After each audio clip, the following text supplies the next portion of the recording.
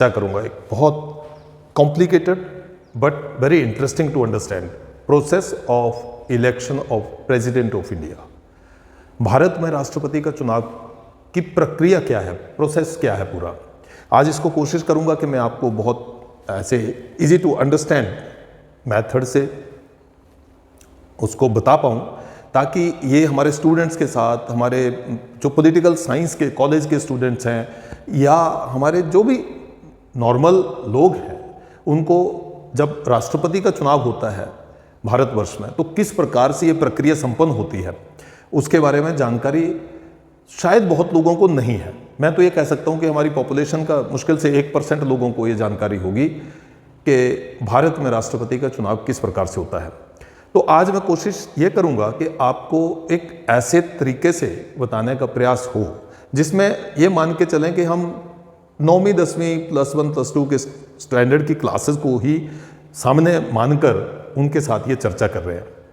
तो भारत में राष्ट्रपति का जो चुनाव है, हम सब जानते हैं कि भारत में राष्ट्रपति जो राष्ट्राध्यक्ष हैं और शासनाध्यक्ष बेसिकली भारत के प्रधानमंत्री होते हैं। तो जब हम प्रिएम्बल में बात करते हैं या हमारे जो जिसको हम ये कह सकते हैं कि कॉन्स्टिट्यूशन का जो प्रिएम्बल है, संविधान की उद्देशिका है, उसके तहत एक शब्द है जिसको हम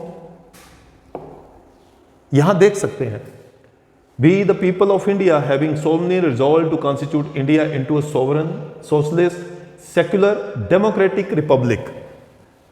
Democratic republic, यहां ये जो वर्ड है डेमोक्रेटिक रिपब्लिक और इस तरफ लोकतंत्रात्मक गणराज्य, ये बहुत इंपॉर्टेंट शब्द हैं इस प्रिएम्बल में और इस उद्देशिका में।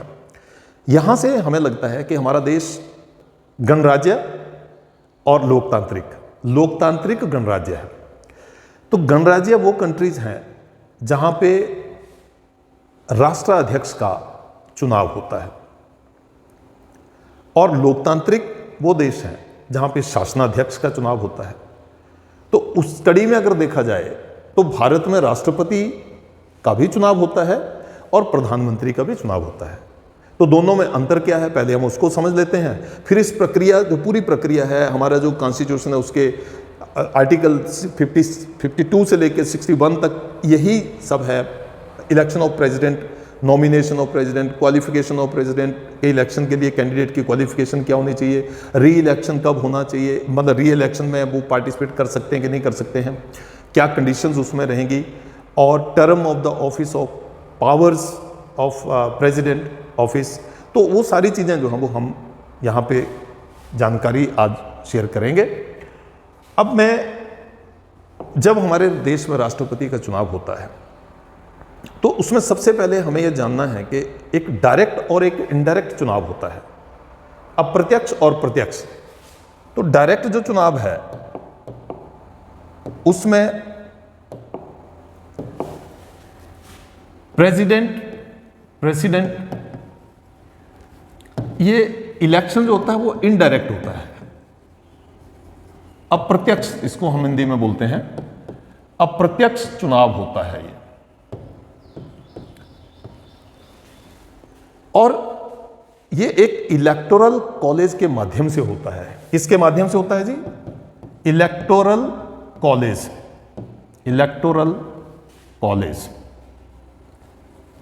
इस इलेक्टोरल कॉलेज का पार्ट क्या क्या होता है?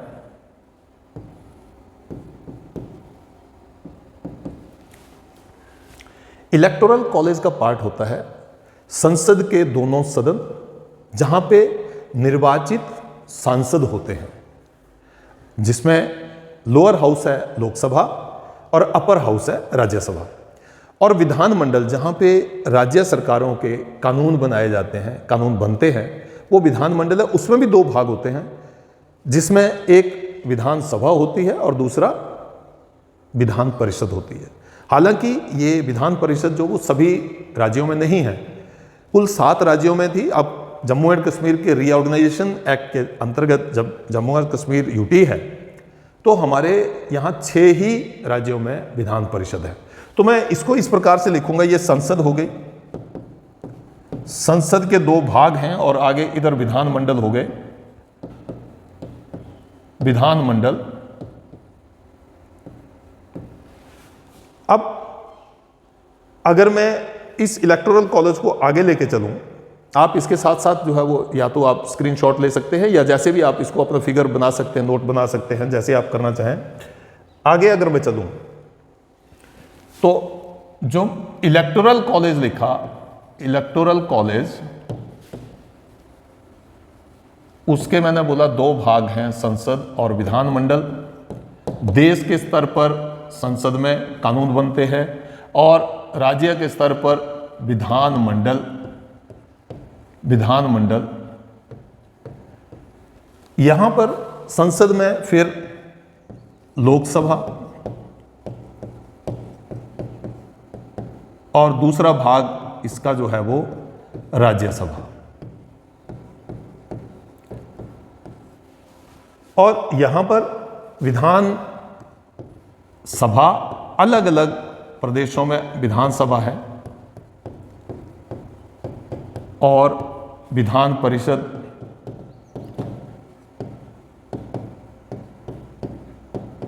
विधान परिषद।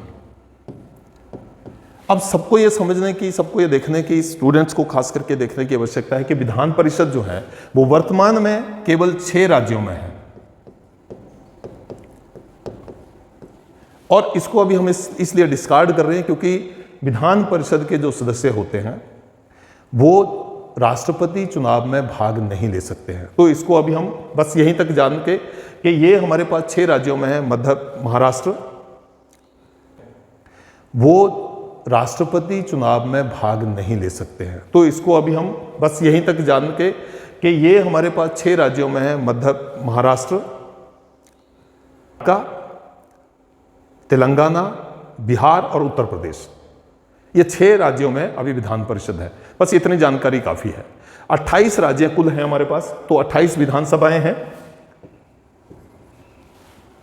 उसके साथ 2 यूटी जिनकी जनसंख्या ज्यादा है, जिसमें दिल्ली, एनसीआर दिल्ली और पौंडीचेरी, ये 2 यूटीज हैं। उनकी विधानसभा के सदस्यों को लिया जाता है। 28 राज्य और 2 यूटीज, जिसमें एक यूटी हमारे पास दिल्ली है और दूसरा यूटी हमारे पास पौंडीचेरी है। और लोकसभा और राज्यसभा, अब लोकसभा में जो मैक्सिमम संख्या है सदस्यों की वो 552 हो सकती है। बड़े ध्यान से आप इस बात को समझें, 552 हो सकती है। वर्तमान में यह संख्या है 545। इसमें 543 के लिए चुनाव होता है, प्रत्यक्ष चुनाव होता है और 2 सदस्य एंग्लो इंडियन होते हैं। 2 सदस्य एंग्लो इंडियन होते हैं। ये एंग्लो इंडियन टर्म जो है, ये 2 एंग्लो इंडियन, जब हमारे देश पर बहुत सारे यूरोपियन कंट्रीज का जो शासन रहा है, चाहे वो डच रहे हैं, पुर्तगाल के लोग रहे हैं, फ्रांस, डेनमार्क, इंग्लैंड, तो उस दौरान भारतीय नारियों के साथ शादी करके उनके बच्चे जो आगे उनके परिवार होते थे, ये उस समय जब संविधान बना था उसमें दूरदर्शिता देखिए कितनी ज़्यादा थी, दूर की सोची थी। और ये सोच के संविधान में इसको इंक्लूड किया गया था कि ये 2 सदस्य जो होंगे ये राष्ट्रपति द्वारा मनोनीत होंगे, अर्थात ये सदस्य जो हैं वो राष्ट्रपति के चुनाव में भाग नहीं ले सकते हैं। ये भाग नहीं लेंगे यद्यपि वो संसद के सदस्य होते हैं। 2 सदस्यों के लिए ये रिजर्वेशन है right from the very beginning. और राज्यसभा में कुल सदस्यों की संख्या हो सकती है 250, वर्तमान में है 245, जिसमें 233 विभिन्न विधानसभाओं से चुनकर आते हैं, राज्यों से चुनकर आते हैं। जैसे उनके प्रोपोर्शनल में उनके सदस्यों की संख्या है, राज्यसभा के सदस्यों की संख्या 233 और 12 इसमें राष्ट्रपति जी द्वारा मनोनीत होते हैं, जो कि अगेन वो राष्ट्रपति चुनाव में भाग नहीं ले सकते हैं। राष्ट्रपति चुनाव में मनोनीत सदस्य और राज्यसभा के और लोकसभा के 2 एंग्लो इंडियन सदस्य जो है वो भाग नहीं ले सकते हैं। तो यहां तक मुझे लगता है ये क्लैरिटी बन गई होगी कि हमारे जो इलेक्टोरल कॉलेज है वो संसद के में चुने हुए सदस्य चुने हुए सदस्य कैसे? लोकसभा में कुल सीटें हो सकती हैं 552, वर्तमान में कुल सीटें हैं हमारे पास 543, जिसमें 543 के लिए चुनाव हुआ। अभी आम चुनाव जो हुआ 543 सीटों के लिए चुनाव हुआ, और 2 सीटें जो है वो एंग्लो इंडियन लोगों के लिए रिजर्व रखी गई हैं, जो कि चुनाव में, राष्ट्रपति चुनाव में भाग नहीं लेंगे। इसी तरह से राज्यसभा में कुल सीटें जो हो सकती हैं वो सदस्यों की संख्या 250 हो सकती है, वर्तमान में 245 है, और 245 में 233 जो वो चुने हुए सदस्य हैं, 12 सदस्य जो राष्ट्रपति जी द्वारा मनोनीत है, जो कि चुनाव में, राष्ट्रपति चुनाव में भाग नहीं ले पाएंगे। उसी तरह से विधानसभाएं हमारी 28 राज्य हैं तो 28 विधानसभा हैं, और साथ में 2 यूटी जिनकी जनसंख्या के हिसाब से जनसंख्या ज़्यादा है, उनकी 2, उसमें एनसीआर दिल्ली विधानसभा और पौंडीचेरी, 2 इन यूटीज की जो विधानसभा है उनके सदस्य ये सब चुने हुए होते हैं। इन सबको मिलाकर जो है ये लोग राष्ट्रपति का चुनाव करते हैं। मैंने पहले कहा कि राष्ट्रपति का चुनाव इनडायरेक्ट रूप से होता है, सीधे जो मतदाता है वो राष्ट्रपति के चुनाव के लिए, कौन मतदाता, हमारे द्वारा चुने हुए प्रतिनिधि आगे राष्ट्रपति का चुनाव करते हैं, इसलिए इसको इनडायरेक्ट इलेक्शन कहा जाता है। अब आगे चलते हैं। राष्ट्रपति के चुनाव में राज्यों की जो एक विधायक है, मान लो जैसे मैंने कहा कि विधायक हैं, तो विधायक क्या सीधा मत एक वोट डालेंगे, अपनी एक वोट डालेंगे, लेकिन एक वोट की वैल्यू होती है, वैल्यू कैलकुलेट की जाती है। उससे पहले राष्ट्रपति चुनाव के लिए मनोनयन, मतलब मीन्स जो नामांकन होगा उसकी कुछ शर्तें हैं, और राष्ट्रपति के लिए क्वालिफिकेशन जो है, जो इसेंशियल क्वालिफिकेशन है, एकेडमिक की बात कर रहा हूँ, एकेडमिक कोई क्वालिफिकेशन नहीं है जी, एकेडमिक क्वालिफिकेशन नहीं है, लेकिन कुछ शर्तें हैं जो राष्ट्रपति के चुनाव के लिए जो प्रत्याशी खड़े होंगे उनको, उनका पूरा करना अनिवार्य है। पहली, एज मिनिमम 35 ईयर्स, पहली कंडीशन है एज 35 ईयर्स की होनी चाहिए। लोकसभा में और विधानसभा में जो प्रतिनिधि होते हैं, जो प्रत्याशी होते हैं, उनके लिए आयु सीमा है 25 वर्ष। राज्यसभा और विधान परिषद, इनके लिए आयु सीमा है 30 वर्ष, कम से कम आयु सीमा है 30 वर्ष। और राष्ट्रपति के चुनाव के लिए मिनिमम एज जो है वो 35 ईयर्स। उसके बाद वो भारत का नागरिक होना चाहिए, सिटीजन ऑफ इंडिया, भारत का नागरिक होना चाहिए।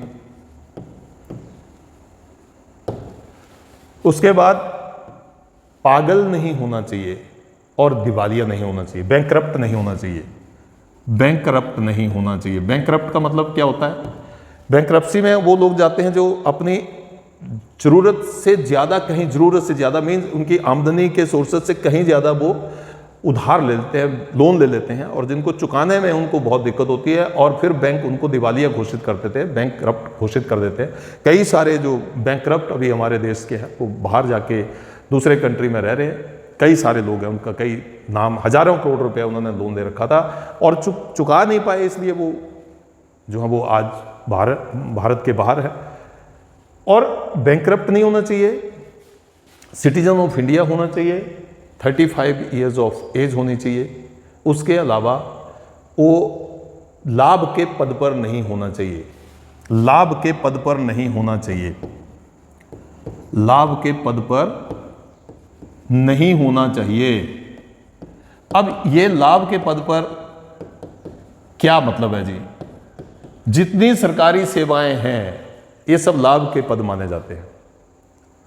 कोई विधायक, कोई मंत्री, कोई मुख्यमंत्री, कोई किसी प्रदेश के राज्यपाल, उपराज्यपाल, ये लाभ के पद में नहीं आते हैं, अर्थात ये जनसेवक हैं, लाभ के पद पर नहीं आते हैं। ये एक बहुत बड़ा एक इसमें एक मैं ये कह सकता हूँ एक कंफ्यूजन वाली स्टेट है, लेकिन ये है हमारे संविधान में वर्णित है, इसलिए इसको, इस शर्त को हम मानते हैं कि किसी भी प्रदेश के जो विधायक हैं, मंत्री हैं या मुख्यमंत्री हैं, उस प्रदेश, किसी प्रदेश के राज्यपाल, उपराज्यपाल हैं, यूटी के उपराज्यपाल हैं, ये लाभ के पद में नहीं आते, इसलिए ये प्रत्याशी हो सकते हैं।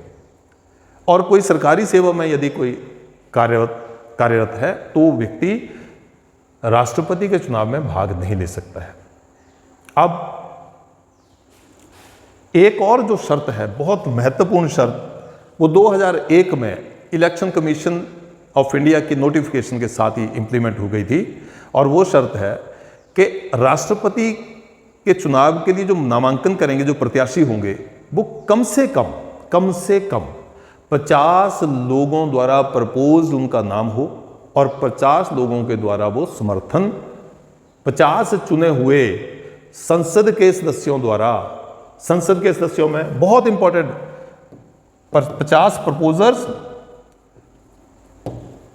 और 50 ही जो है वो उसके अनुमोदक होने चाहिए। अनुमोदक इंडोर्स करने वाले होने चाहिए, समर्थन देने वाले होने चाहिए। इसका मतलब क्या हुआ, ये जो 50 और 50 का जो मैं बता रहा हूं, 50 प्रपोजर और 50 उसके अनुमोदक होने चाहिए, उसके लिए संसद के दोनों सदन हैं। संसद के दोनों सदनों में से कहीं से भी हो सकते हैं, मीन्स राज्यसभा के भी हो सकते हैं, लोकसभा के भी हो सकते हैं। या तो राज्यसभा से ही मान लो सारे के सारे प्रपोजर हैं और सारे के सारे अनुमोदक भी वहीं से हैं, तो भी चलता है। यदि 20 उसमें से हैं, 20 उसमें से हैं, मतलब 20 उसमें से, 30 उसमें से, 25 उसमें से, 25 उसमें से, कहने का मतलब है कि जो प्रत्याशी होगा वो कम से कम 100 सांसदों द्वारा समर्थित और 100 सांसदों, मतलब 50 सांसदों द्वारा समर्थित और 50 सांसदों द्वारा अनुमोदित होना चाहिए उनका नाम। इसका मतलब बड़ा स्पष्ट है कि वो ऐसा व्यक्ति होना चाहिए जो व्यक्ति दोनों सदनों के सदस्यों के साथ जिनका अच्छा व्यवहार हो, अच्छा तालमेल हो, अच्छी जानकारी जिनके साथ हो। ये इसलिए किया गया था कि अन्यथा क्या होगा कि कोई भी व्यक्ति राष्ट्रपति के चुनाव में भाग लेने के लिए अपना नामांकन कर देगा, जिससे प्रक्रिया और जटिल हो सकती है। तो अभी जब हमारे देश में 15वें राष्ट्रपति के चुनाव हुए तो उसमें दो प्रत्याशी रहे। उसमें श्रीमती द्रौपदी मुर्मू जी जो कि बाद में निर्वाचित हुई और श्री यशवंत सिन्हा जी। तो दोनों को ही अगर देखें तो इनकी बैकग्राउंड जो है वो पॉलिटिकल ही है। और एक जो है वो राज्य सरकार में मंत्री रही हैं और फिर राज्यपाल भी रही हैं और फिर जाके राष्ट्रपति के लिए वो प्रत्याशी बनी। और दूसरे यशवंत सिन्हा जी हैं, वो जाने माने अर्थशास्त्री हैं और जो अटल बिहारी वाजपेयी जी की सरकार थी उस समय वो केंद्र सरकार में मंत्री थे। तो नेचुरली दोनों के जो है वो आपस पॉलिटिकल जो रिलेशंस हैं वो काफ़ी अच्छे माने जाते हैं। यद्यपि ये नॉन पॉलिटिकल पोस्ट है, अपॉलिटिकल पोस्ट है, लेकिन अब ये बिल्कुल पॉलिटिकल ही बन गई है, जिसको आपकी पार्टी का एक जो सत्ता पक्ष का और राज्यों की सरकारों का जिसको समर्थन के विधायकों का जिसको समर्थन ज़्यादा होगा वही राष्ट्रपति चुना जाएगा। तो अब इसमें ये शर्तें हो गई जी, इसेंशियल, ये बिल्कुल मतलब इसेंशियल है, डिजायरेबल तो है ही है बट इसेंशियल है, ये अनिवार्य है। ये शर्तें जब हो गई उसके बाद अब हम अगली कड़ी में आते हैं कि जो नामांकन हो गया, अब एमएलए की वोट, जो विधायक हैं विभिन्न विधानसभा, उनके वोट की वैल्यू कैसे कैलकुलेट होती है। तो एक फार्मूला है, उस फार्मूले के तहत उस राज्य की population divided by number of seats, जो विधानसभा की सीट्स हैं, ये करके फिर अगेन इसको डिवाइड करेंगे 1000 से। ये फार्मूला है। तो टोटल पॉपुलेशन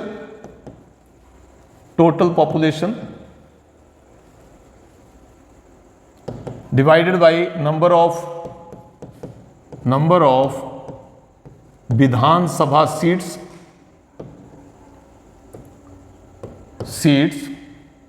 डिवाइडेड बाय 1000, ये फार्मूला है। अब इस फार्मूले के तहत अगर आप देखें, मान लीजिए मैं ये जो पॉपुलेशन ली जाती है जी वो 1971-72 जो सेंसस हुई थी उसी को अभी लिया जाता है, जो कि ऐसा माना जाता है कि 2026 के बाद ये चेंज हो जाएगा। उसके बाद नई जो बेस लाइन है वो ली जाएगी पॉपुलेशन वाली। अभी तक जो लिया जाता है वो 1971-1972 की जो सेंसस है उसी के डाटा को लिया जाता है। तो यहाँ पर हमने क्या देखना है, मान लीजिए मैं किसी, अब largest populated state is Uttar Pradesh और least populated state is again we can say Arunachal और सिक्किम। वैसे जो स्टेट हैं ईस्टर्न स्टेट्स जो हैं वो लीस्ट पॉपुलेटेड हैं कहीं, उस हिसाब से अगर मैं देखूं तो कहीं ना कहीं जो वैल्यू आएगी वो आपको पता है न्यूमरेटर यहाँ ज़्यादा होगा, तो नेचुरली उसकी संख्या जो है वो वैल्यू जो है वो ज़्यादा होगी। कैलकुलेशन, ये कैलकुलेशन है, किसकी कैलकुलेशन है जी? Value of vote by MLAs, right. अब मैं एक उदाहरण लेता हूं। मान लीजिए कि हम उत्तर प्रदेश की बात करें, जैसे मैंने बोला कि लार्जेस्ट पॉपुलेटेड स्टेट जो है वो हमारे पास उत्तर प्रदेश है। उत्तर प्रदेश में लगभग 20-22 करोड़ के आसपास की जनसंख्या होगी और उसमें नंबर ऑफ विधानसभा सीट्स भी 403, आई थिंक 403 हैं। तो अगर 403 से हम डिवाइड करें इसको, 22 करोड़ को, पॉपुलेशन को 403 से डिवाइड करें और अगेन इसको 1000 से डिवाइड कर दें, तो ये अराउंड, ये आप मान के चलें कि ये 208 के आसपास, ये कैलकुलेट किया था मैंने, 208 के आसपास ये एक सीट की जो वैल्यू आती है, एक एमएलए के वोट की वैल्यू 208 है।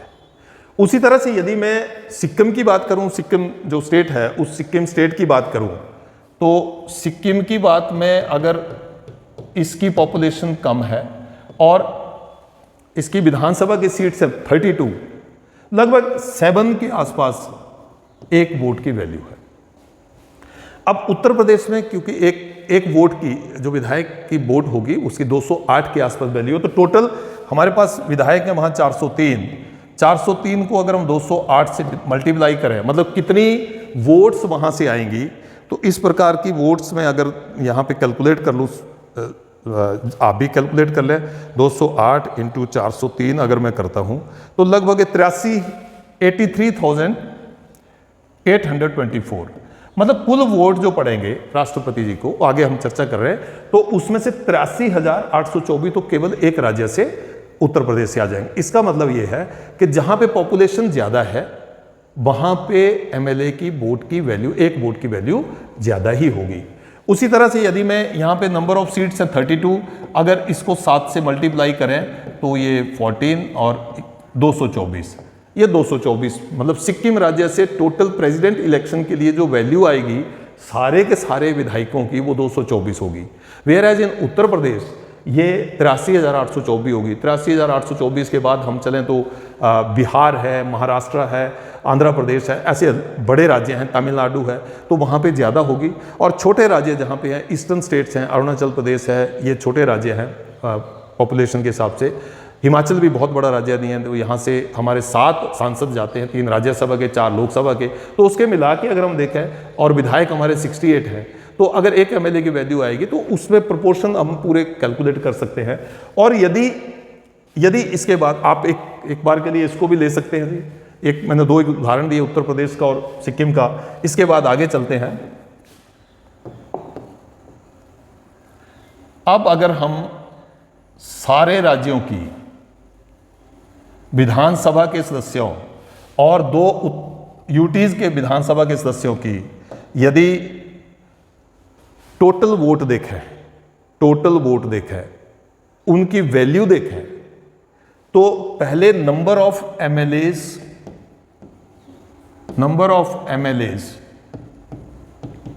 28 स्टेट्स प्लस 2 यूटीज इज 4033। अब वैल्यू ऑफ वोट्स, सबकी मिला के वोट्स की वैल्यू जो है वो कितनी है, तो वो वैल्यू आ रही है 5,43,224, 5,43,224। Total value of all the MLAs of 28 states plus 2 UTs, 4,033 वो एमएलएज बनते हैं। उन एमएलएज की वैल्यू वोट की आएगी 5,43,224। यहां तक हो गया। अब देश के जो देश का कानून बनता है वो संसद में बनता है। अब वहां के जो हमारे सांसद हैं उनकी वैल्यू कैसे कैलकुलेट करेंगे, तो वैल्यू ऑफ वोट एमपीज की, कौन से एमपीज हैं ये? Elected only, elected. ये एमपीज कितने हैं जी? टोटल 766। कैसे बने 766? पहले मैंने एक जगह किया कि अगर हम मान लीजिए, अब मैं पहले वही कर लेता हूं, टोटल एमपीज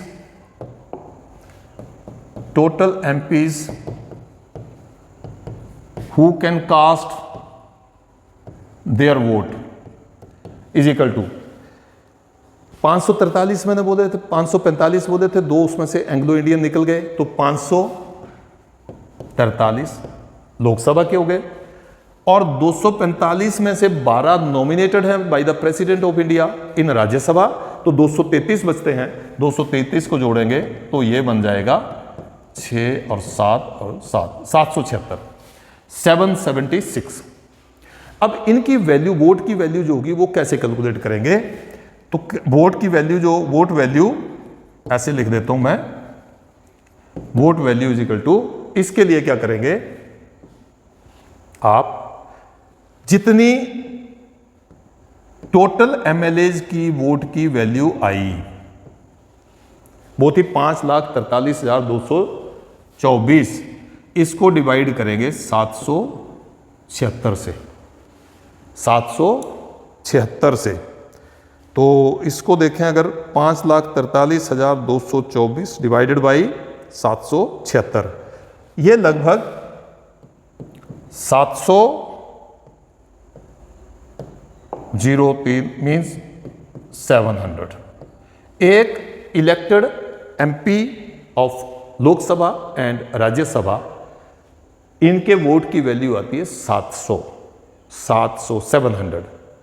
अब 700 से यदि मैं इसको मल्टीप्लाई, टोटल 776 एमपीज हैं, 700 को मल्टीप्लाई करें तो ये टोटल आ जाता है, फिर से यहां कर देता हूं,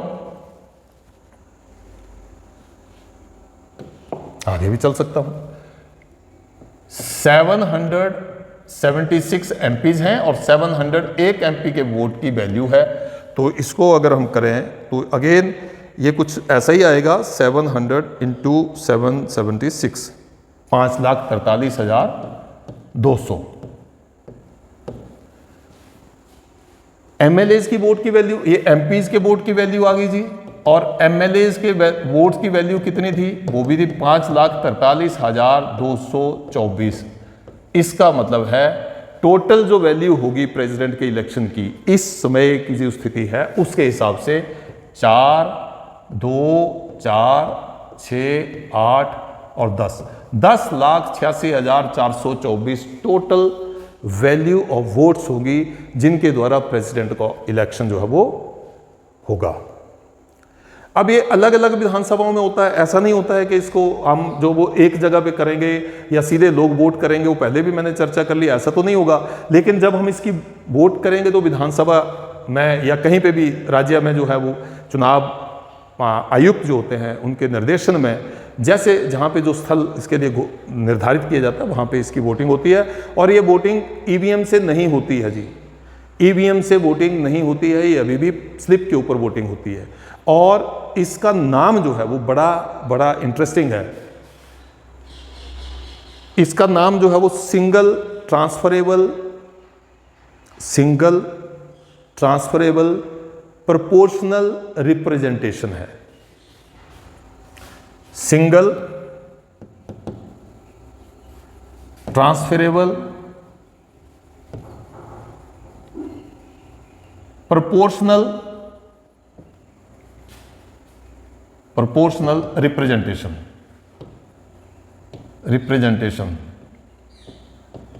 ये इसका नाम है इस प्रोसेस का।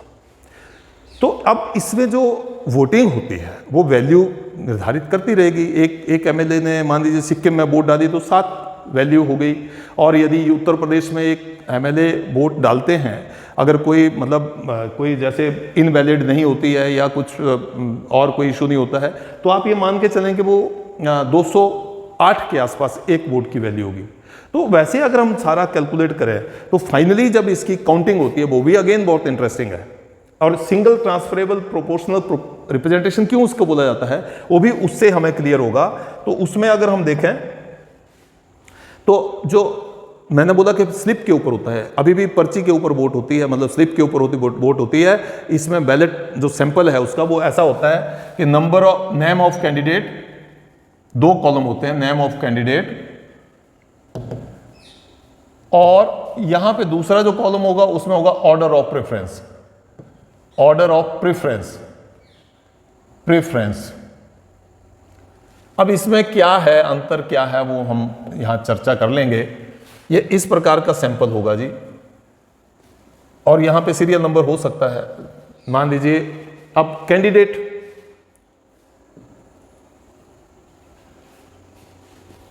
नेम ऑफ द कैंडिडेट मान लीजिए ए है, एक कैंडिडेट बी है और एक कैंडिडेट सी है। कोई ऐसे मान लेते हैं कि 3 कैंडिडेट इसमें जो अब चुनाव लड़ रहे हैं, या 3 से ज्यादा भी लड़ रहे हैं, या 2 लड़ रहे हैं चुनाव। तो जब ये चुनाव लड़ रहे हैं तो जिसको स्लिप मिलेगी, 3 कैंडिडेट हैं, तो उनको ऐसा नहीं है कि एक व्यक्ति को टिक कर दिया, उनको प्रेफरेंस देनी पड़ेगी, प्रेफरेंस देनी पड़ेगी, एक को प्रेफरेंस देनी पड़ेगी। कितने लोगों ने, मतलब एक व्यक्ति वोट देने आए, एक विधायक वोट देने आए, उन्होंने ए को प्रेफरेंस दे दी 1, बी को दी 3 और सी को दे दी 2। 3 ही कैंडिडेट हैं तो प्रेफरेंस होगी 1, 2, 3 ही होगी।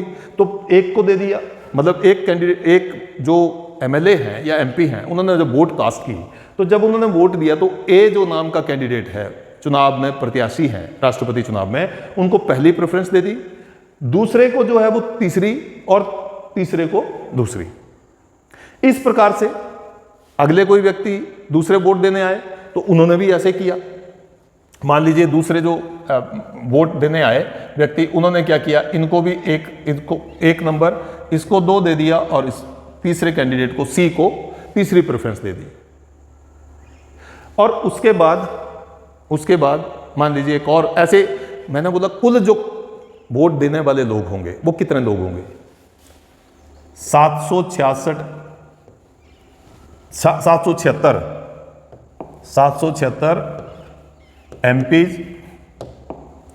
एमपीज होंगे 776, और एमएलएज होंगे 4033। तो कुल होंगे ये 4809।